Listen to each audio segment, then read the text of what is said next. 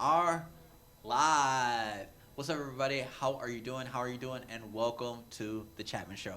I am your host, Joel Chapman, aka the Little Juggernaut. And as always, I want to have a good show, a good podcast, and the biggest art premieres in history. And just in case you have not subscribed to the Chapman Show, do it. Do it now at The Chapman Show at Facebook, or you can find me on YouTube, The Chapman Show, Joel Chapman. And today we have pro MMA fighter Paul Teague. And so without further ado, give it up for Paul Teague. What's up, Paul? How are you doing? I'm good. How about you, man? How you doing? I'm doing good. So how have you been? It's been what, about a month and a half since I talked to you last podcast. Yeah, you talked to me on November 1st, right before my second pro fight, and now it's been about a little over a month. Okay. I know you didn't get the nod at that one. It happens. I didn't get the nod at my last fight, but was it a good one? Was it a bad one? I mean, Yeah, to be honest, that's the best I've felt in a while, body wise, because I went in there with confidence. I got pretty much it was going good. I 8 seconds in, I kicked him in the nuts. Didn't mean to. We both had the same idea because we both had both our arms were up, so our bodies were exposed, and we both went for a body kick, and mine just happened to catch nuts because he raised a little too high. oh, I get you. Because I started off with just a two, swap, turned around came in for a three. Well, sorry, threw a two, came in for a three, and then came back with a right body kick and ended up kicking him in the nuts. He said after 12 amateur fights, he gets kicked in the dick 8 seconds into his pro debut.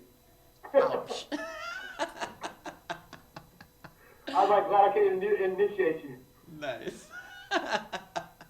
So was it all good vibes after the fight? Was it good vibes before the fight? I mean, y'all seemed like y'all were pretty friendly before. Yeah, and it was pretty good. At weigh-ins, I gave him a bag of Snickers.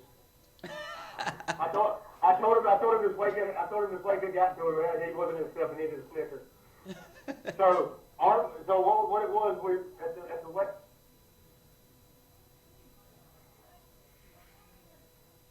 He's like, how about this?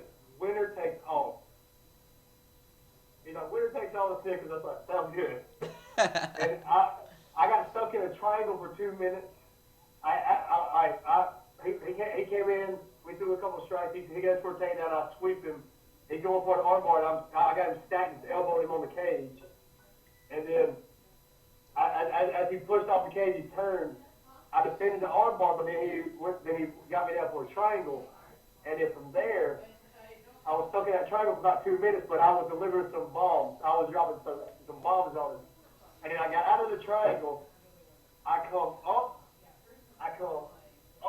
As we're coming off the ground, I missed the uppercut. But as soon as he comes up on the cage, I caught him with a hard right head kick, hard roundhouse, right across the face, and he ate it. And I threw everything into that kick. Wow. He ate it. But I caught him more with not the instep, but just a little below, not the foot, but not the instep neither. So it was like, and then we go down. He takes me out again. He strikes me a couple of times. I'm tripping, trying to get him off mount, and then he tries for Americana. I float it in, and then he punches me again and loosens me up and got me in Americana. It wasn't hurting, but when I started hearing my elbows, like I was popping my knuckles, Oh, I was like, yep, time to go. that's rough. I know. Being a massage therapist and a server too, I need more. Yes, I know what you're talking about. My first pro loss I ever took, I fought somebody from Duke Rufus's gym, and the dude, he had me in a triangle. It was such a weird move, and he was about to like break my arm too, and like I had to tap, and I didn't want to, and I understand exactly how you feel. It sucks. Nobody ever wants to tap out, but if you're about to get your arm broke, you're gonna lose anyways, and you're gonna get your arm broke. So if you know you cannot get out of it, you actually have to tap. So I know exactly what you're talking about. It sucks. I've been there. and he had his feet just so far, because he was mad at me, he had his feet so far up under my hips, make it difficult for me to move. So at that time, I was stuck. I know there's probably there probably been other ways for me to get out of it, but at that point in time, fighting out of that triangle scooter, get a little out of it, I defended the best I could, and I stopped down there kind of the first time, but at the same time, when he extended it. Yeah, and sometimes, I mean, it wears on you when somebody, they go for a submission, you get out of it, and then they go for another one. You just like you it's hard. You know what I mean? It's just like a punch. You know, if you throw one punch, you might not hit somebody, you might hit them. But if you throw multiple punches, you eventually gonna catch somebody, and that's how submissions are too. 2 out of 5 or 3 out of 5, something lands. But a submission, all you need is one. You know what I mean? You can get caught with multiple punches. You can't get caught with multiple submissions. You get caught, you get caught. So I definitely understand. You get caught in that one. That's true. That's true. Yeah, because transitions are pretty much multiple submissions. Yeah. Yeah. So speaking of that, are you you have a fight announcement, sir? Or actually, you made the fight announcement. Where are you fighting at? What's going on? What organization are you fighting for? Talk to me, Paul. I'm fighting for the BFC, which is the Valor Fighting Challenge. I'm fighting at the famous Cotton Eye Joe's in Knoxville, Tennessee. It is my third pro fight. I am fighting a local named Roy Sanders. He's got like 19 professional fights. Really? And yeah. I'm 1-1. My first fight was at 175. My second fight was at 155. This fight's at 170. And he's got experience, and he said this is probably going to be his retirement fight. So I'm looking to be like Randy Orton. I'm looking to be a legend killer here. So how does the commission even approve somebody? You're 1-1, and he has 19 fights. So, like, how does that even work? I take it he has to have a losing record. If like, that's so crazy. That's so many fights. He does have a losing record. It's not like a landslide bad, but he does have a losing record. And it's January 10th, the day of the fight, is my 31st birthday. Wow. So I'm trying, and this man's 38 years old, so I'm trying to send old dude in retirement. I understand. I respect him a lot. But, you know, sometimes the Ninja Turtles got to be a serial killer clown and come for that head. That makes sense. I mean, the thing is, like, for example, when I had my pro debut, the guy, he was like 1-9 or something like that. So I had a very similar thing, you know, similar type of fight. But the thing is, experience matters. Like, when somebody has that many pro fights, it's not just a walk in the park. Just because they have a losing record doesn't mean anything. Yeah. Like I do a lot of work with WXC, and it was a guy that had a really good winning record, and he fought somebody with a losing record, and then the guy knocked him out in a record-breaking time. You just never know. You just never know. Exactly. So what do you expect in this fight? Is he a stand-up guy? Is he a ground guy? Like, what do you? He won his last fight by triangle, so I'm expecting to go to the ground. So I'm waiting on that because he already knows he's probably going to outweigh me on weigh-in day. If I make him 155 and he's probably cutting to 200 pounds, which I'm not really. And he's 6'3", I think it is 6'3", 6'4", which I'm not really worried about that. Because I thought about telling him, we may be having a stare down this Friday night at the event with my 4 amateurs fighting on, and I'm sitting here like, I just feel like shoving him. I just feel like shoving him just because he got all them fights, but I want to finish it quick, but I also feel like it needs to be a war. My birthday fight, people come and watch me fight, and it's a retirement fight. It's got to be a war. It can't just be 10 seconds and done. It's got to be a war. We both want to go out there with a bang. That makes sense. So, who would be the underdog, and who's actually? Are you the underdog? Is he the underdog? How's that working out? From what you know.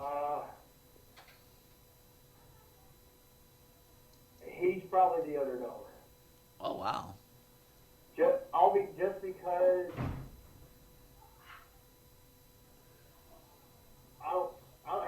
he's probably the underdog just because kind of hard to say. Just say it. Just But say it. Let it go. Let it go. I mean, I don't know. I'm all the way in Michigan, so you got to talk to me. You got to let me know. I mean, that's all the way in Virginia. I don't know you guys like that. So tell me, why do you think that he's underdog? because he actually asked for this fight. Really? Yeah, because he felt like I was an upgraded. He felt like I was more of like a good competition for him, he said a good maybe my last match type of fight. Oh, I get you. I get you. So he wants to go out on his shield. It's one of those type of things. He wants a challenge. He doesn't want to just fight some like nobody. He wants an actual challenge. Exactly. Yes. And he told me he told me about the extras, my math, my shit talking, my shit talking, but being humble at the same time. Just that he told me he respects me a lot. Which I told him I respect him a lot. I said, but I'm going to tell you. I said, once I get face to face, I'm a whole different person.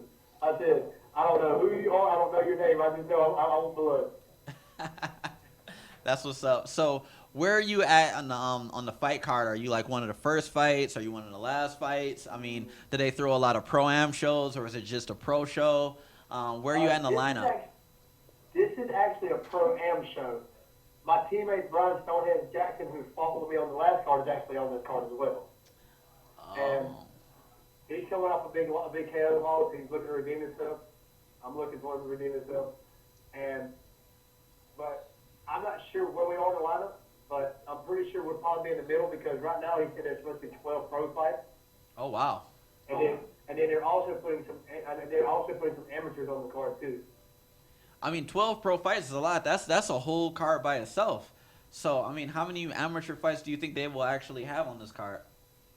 See, the way they do it, I like the way they do it because they'll schedule some of these fights, but the fights pull out, so usually they'll probably have 21 fights, but only 16 fights.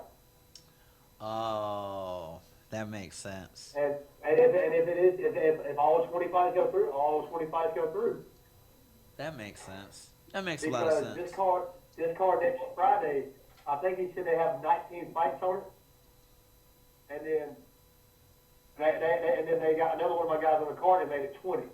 So I have four guys fighting on the card. I got Thomas Fowler making his debut, but his opponent is actually fighting this Friday night in Ohio, a week before he's supposed to fight next week. That's So not good. We're gonna see how that plays out. If he wins and is not hurt, he'll still fight.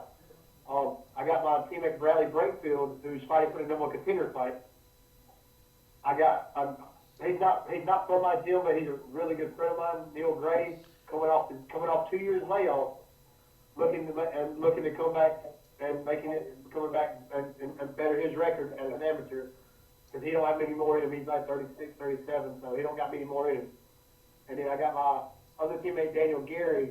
He's 0-2 right now, but we have a good feeling about this fight. He's about to turn that 0-1. Good. That's what's up. So how's training camp been? Because you have so many people in your gym. Like, has training been savage? Have y'all been getting along? Have you been feeling the camaraderie? I mean, usually whenever I have like multiple teammates, it gets savage. I mean, you see blood in there. I mean, like what type of gym are y'all? Are y'all more of a technical gym? Do you get a lot of that rough, good sparring in? How's that working out for you? Just say from some of the Valor Hour podcasts that they do for the fights, that when they start talking about No Mercy's Goon Squad, which is my gym, No Mercy MMA, aka the Goon Squad, they always they're like, we don't like some of these guys may not be technical. They said, but these boys come to bang and they do not quit. They come and knock your head off. He's like, I'm pretty sure they're in the gym. 95% of the time going 90% against each other. He's like, because these boys do not quit. These boys have no give up in us. We don't, but we don't spar at 95% all the time. But we do have some of those days, we adapt to each other. So if you hit me at 55, I'm going to hit you about 55. You hit me at 85, I'm going to hit you at 95, then we're going to be fighting. That makes perfect sense. But the harder we get on the strike, we go more to the body than we do to the head. Yeah, that stops from injuries, knockouts, all types of stuff like that. So do you have a lot of pros in your camp, or do you have more amateurs, or are you more of a new school or old school? Our school's been up for 3 years, but before that, we was another gym called Total Force MMA. We closed it up shop, and then I started training people out of my mom's basement, which is a good sized basement. I did it for a year and a half because my coach Brad Pruitt was in a really, really bad wreck. His 18-wheeler his truck went under an 18-wheeler, and he luckily survived. But a year and a half I was coaching out of my mom's basement. We was renovating a building for the gym, and once we got it renovated, we started training there, which was 3 years ago, and that's where we've been since. And we have 4 pros in our gym. We have 6 active AMIs, counting teenagers as well. Okay. And then we have 3 to 4 who's getting ready to make that jump. Yeah.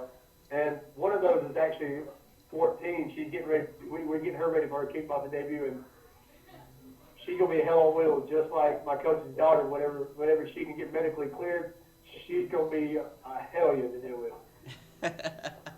That's what's up. Because that 13-year-old girl, my coach's daughter, she kicks like a grown-ass man. Really? So I take it when she turns 18, she's probably gonna hit the MMA scene as well, probably, most likely. Yeah. Oh yeah. That's awesome. That's awesome. It's always good to have like a good group of people that can help you get ready for a fight. You know what I mean? So okay, after this fight, do you have any plans fighting any other promotions? Are you gonna stay, with VFC, or you trying to go to other promotions? You trying to box? Trying to kickbox? Like what's in your near future? I have one fight left on my valid contract. Okay. For VFC, which I told him because they've been somebody trying to get on their card. It's just the money predicament and finding somebody to fight him. And I told him, I said, hell, I'll fight his crazy ass. Felony Charles Bennett. Really? I'm like, I'll fight him. You only want. I made that cut. I said I made that fight. I made that cut to 145, and y'all, because he likes to drama before the fight too. I do too. Fucking make it happen. What's so ticket? We'll be out and beat down at each other. It's gonna be fun as hell. Really? They actually offered you that fight? No, I told him I wanted that fight. I told him y'all don't even have to pay me that much. I want to fight him just because of the publicity that I'll get from that.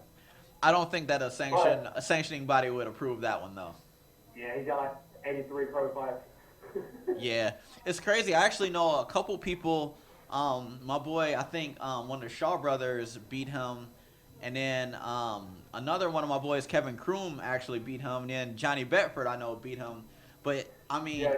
I love felony. Charles broke his head that fight too. Oh, he did? Against Johnny Bedford, you could tell. Ooh, so that's why he kind of fell on the ground. That's why he stopped and did like this. Yeah. Oh, I know. I just got through interviewing Caleb Harris, and I was actually just talking to him.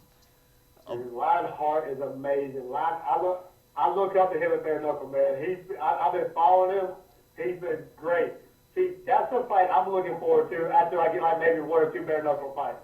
Really? Because he's hell on wheels. That's an entertainment fight. That's fun. Like, I respect the man. I don't dislike him. I respect him. And he comes to bang, and I'm looking for that. It sounds like he does. I mean, he kind of broke down in his last couple fights, but he sounds like he's a very, very, very good fighter. I watched his last knockout, and I was impressed. I mean, the Lionheart Caleb Harris Yeah, I know. versus the Ninja Turtle. That's kind of catchy. Yeah, it is. It is. And see, and thank you. It all started with you like a while ago. You know, you were just like I got referred to you on the podcast and I had you on and then all right after that, like I keep on getting like all these bare knuckle guys. I love it. So I really appreciate that. Like I gotta show some love. Cause it I mean, I'm actually, I just got a manager too. oh nice. Nice. But I made a deal with him. I said, if you take me on, you take my whole team on. Nice. Because I was self-managing myself plus my whole team. That's too I told stressful. him, and he said, well, I was 5-5 and 1-1, so, and I know, and me having experience, I know what to look for and what not to look for, and like I ain't gonna put somebody 42-0 versus my 2-0 guy. Nah, bro. Right. Yeah. Because sometimes, I mean, some promoters, it depends on the promoter, but some promoters just don't care. They just throw you right to the wolves. So that's why you have to have a good manager to make decisions. Because fighters will fight anybody, you know. So sometimes it's good to have a manager to stop you from doing those crazy things. So it's good that you have a manager and you can just focus on fighting. You don't have to actually focus on managing your guys as well. How's that been for you so far? It's working. He's actually, his name's Daryl LaShawn Hatchet. Okay. He's with trying to remember the name of it. He's management of champions. Oh, okay. That's what's up. That's what's up. Okay. Yeah, I hit him up the other week because I saw where he was advertising his fighters and stuff. And I was like, you know, I said, he sat there and talked to me, Stonehead, Brian Jackson, and my coach. We all video chat. And he said he'll take me in for 2 fights. He said, and after that, if he likes what he sees and we like what he does, then we'll sign that down the line. That makes sense. So you're just gonna keep on going from there. Okay, now it's almost approaching that half an hour point. That quick goes by fast, doesn't it? So yeah, I know, right? So is there any shout outs once again that you want to give to anybody? Any messages that you want to send at the end of this podcast? Right now is your time to have the floor for stuff like that. But everybody watching this, I'm having my birthday smash and bash January 10th in Knoxville, Tennessee. I'm trying to sell some tickets. Get at me. Come have a victory beer with me, a celebratory beer with me. Because, and I also want to say, I want to give a shout out to a few sponsors. Rita Fine, a local band that's awesome. Fractured Friends, a local band that's awesome. Anisius, another local band that's awesome. A band called Filth, another band that's awesome. The singer's a really cool dude.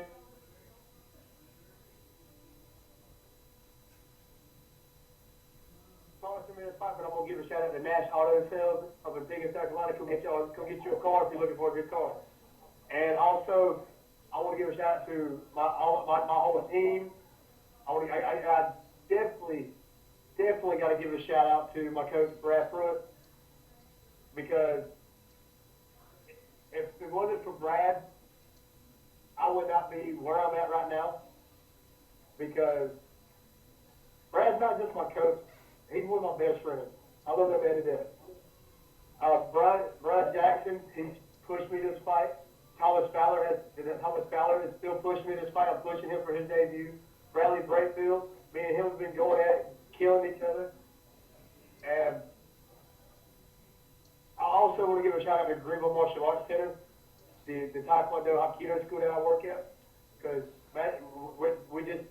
they're opening their brand new facility in February, and I'm glad to be a part of that, because Chris Key, Master Chris, he's amazing. He tries to help me when he can, and to help me better my skills, better my spinning attacks. And I just gotta give a shout out to Greenville Martial Arts Center too. Okay. All right. Well, thank you for coming on. Good luck. Good luck. I mean, I probably will be watching from a distance. I'll be watching from Facebook because Tennessee is a little bit far, from me. And yeah, But thank you for coming on. I will be watching you under a microscope to see your progress, see how everything is going. And I guess until next time, let me know how that fight goes, and maybe we can do a podcast after another one. So, Oh, yes, of course. yes, I'm always here. yes, yes. All right. Well, And I gotta say thank you for having me. well, thank you. I appreciate it. And remember, always eat your vegetables. I will. All right. You have a good one, Paul. You too. Ninja Turtle out. Ninja Turtle. Okay, that was Paul Teague. That's my guy. Really funny, really cool. If you have not subscribed to The Chapman Show, please do. You can find me on YouTube, The Chapman Show, Joel Chapman. My actual YouTube channel is called Joel Chapman. Or you can find me on The Chapman Show on YouTube. I will be selling art. Just look for me. Thank you very much. I appreciate you. Subscribe, subscribe, subscribe. And until next time.